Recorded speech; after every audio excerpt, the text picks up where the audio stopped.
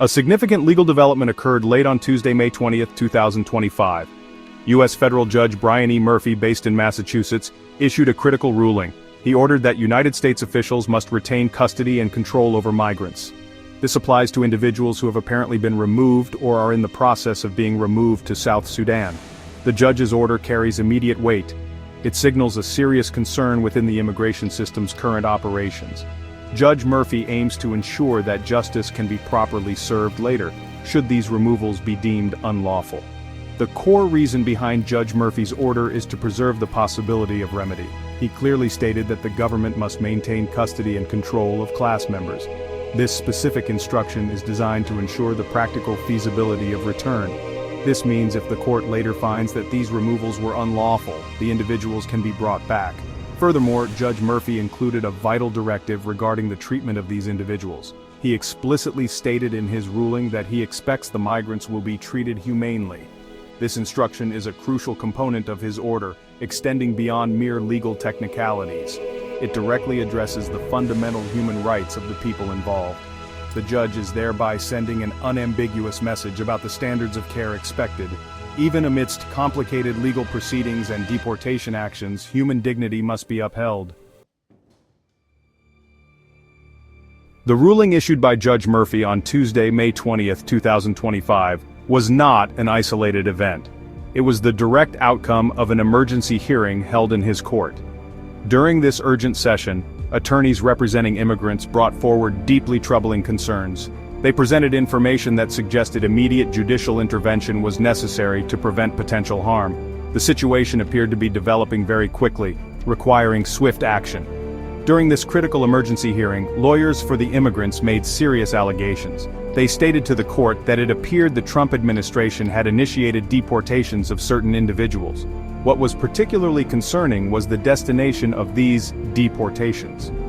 Instead of being returned to their home countries, people originally from Myanmar and Vietnam were allegedly being sent to South Sudan. This revelation was both surprising and deeply concerning to those present.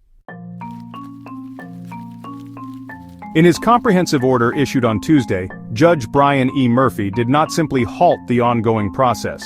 He took a further step by mandating that U.S. government officials appear before his court. This crucial court appearance was scheduled for Wednesday, May 21, 2025, the very next day after the ruling. The rapid scheduling of this hearing underscored the extreme seriousness and urgency of the matter at hand. The involved officials would be required to answer directly to the court regarding their actions. The government was thus being formally called to account for its recent deportation activities. Judge Murphy was remarkably specific in his order concerning the information he required from these officials. They were instructed to identify each and every migrant who has been impacted by these removals to South Sudan or other third countries. Furthermore, the officials must provide a detailed explanation of when and how these individuals were informed about their impending removal.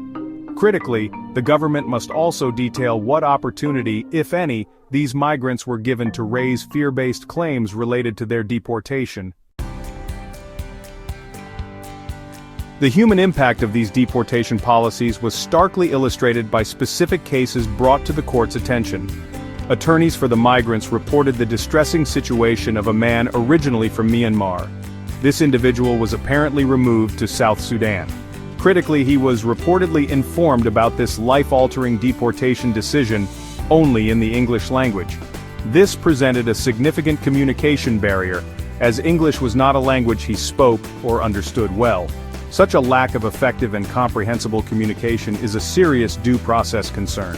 His legal representatives tragically learned of the deportation plan only a few short hours before his scheduled flight, leaving almost no time to intervene legally. Another individual, a woman, also came forward with alarming news regarding her husband. She reported that her husband, a man from Vietnam, was among those affected by these recent actions.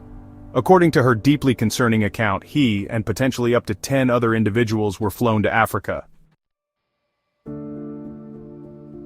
The selection of South Sudan as a destination for these deported migrants is a matter of profound and immediate concern. This is primarily due to the dire humanitarian and security situation prevailing within that nation. South Sudan has been plagued by repeated and devastating episodes of violence and internal conflict.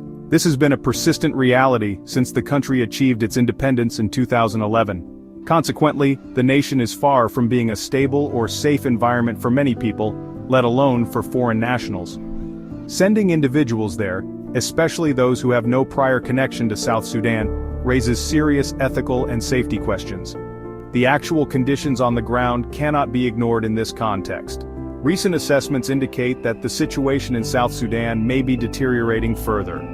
Nicholas Haysom, the top United Nations official in South Sudan, recently issued a stark and alarming warning. He cautioned that ongoing fighting between forces loyal to the country's president and those allied with a vice president threatened to escalate dramatically.